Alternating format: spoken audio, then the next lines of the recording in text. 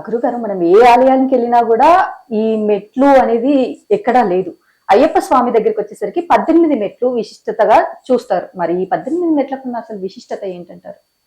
అంటే ఇక్కడ మీ ప్రశ్నలో ఏంటంటే, ఇక్కడ ఏ దేవాలయంకెళ్ళినా కూడాను మనం ఒక మండల కాల దీక్షగా భావించి హ్మ్.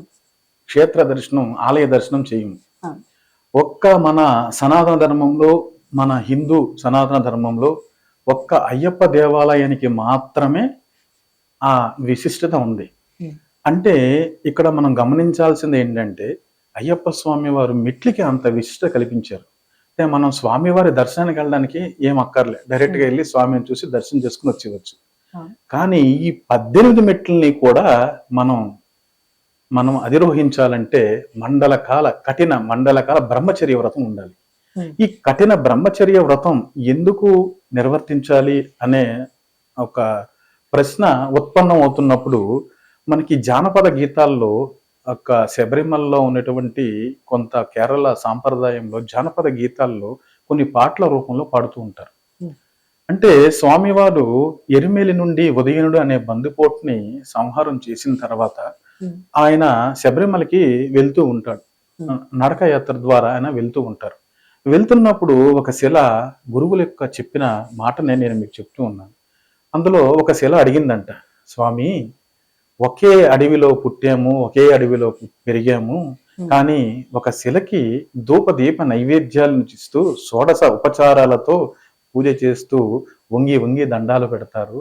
అదే అరణ్యంలో పెట్టినటువంటి ఒక శిలకి కాలు దగ్గర మట్టుకుని తొక్కుకుంటూ వెళ్ళిపోతారు.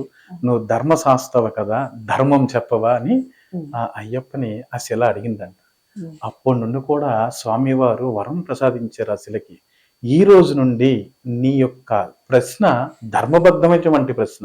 అందువల్ల నీ ప్రశ్నకి జవాబుగా నా భక్తులు ఎవరైతే నా దర్శనార్థం వస్తారో వాళ్ళు కఠిన బ్రహ్మచర్య వ్రతంతో మండల కాలం దీక్ష వహించి హ్మ్. ఈ మెట్లను ఎక్కడం కోసమే ఈ మెట్టికి విశిష్టత కల్పిస్తూ ఈ మెట్లను ఎక్కడానికి మాత్రమే బ్రహ్మచర్య వ్రతం చేస్తూ శీతల స్నానం, భూతల శయనం, సత్సంగత్యం, ఏకభుక్తం అంటూ అరిషడ్వర్గాలైనటువంటి కామ, క్రోధ, లోభ, మొహ, మద మాత్సర్యాలను జయిస్తూ కఠిన బ్రహ్మచర్య వ్రతంతో స్వాములు దీక్ష చేసుకొని ఈ మెట్ల కోసమే తాపత్రయపడుతూ ఇడుముడితో హ్మ్. ఈ మెట్లని అధిరోహిస్తారని చెప్పి అయ్యప్ప స్వామి వారు ఆ శిలకి మాట ఇచ్చిన ప్రకారం ప్రతిరోజు కూడా ప్రతి స్వామి కూడా ఈ యొక్క దీక్ష మండలకాల దీక్షని పూర్తి చేసుకుని ఆ మెట్లను ఎక్కుతారు.